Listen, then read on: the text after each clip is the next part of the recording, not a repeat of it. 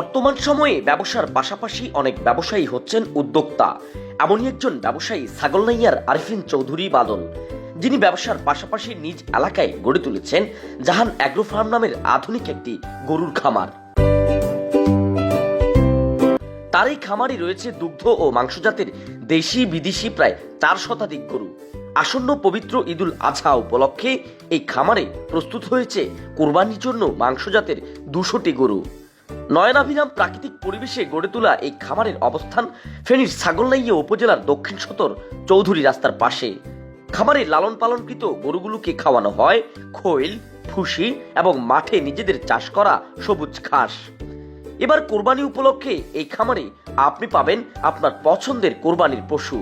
সুস্থ সবল এ সকল কোরবানির পশু জাহান অ্যাগ্রো ফার্ম থেকে সুলভ মূল্যে আপনারা ক্রয় করতে পারবেন।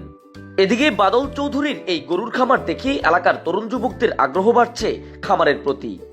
বাদলের স্বপ্ন, একদিন তার এই খামারে কর্মসংস্থান তৈরি হবে বহু বেকার যুবকের।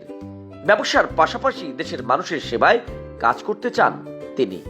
ছাগলনাইয়া থেকে মিলন খন্দকারের পাঠানো তথ্যচিত্রে তানভীর চৌধুরী, অনুসন্ধান 24, ফেনী।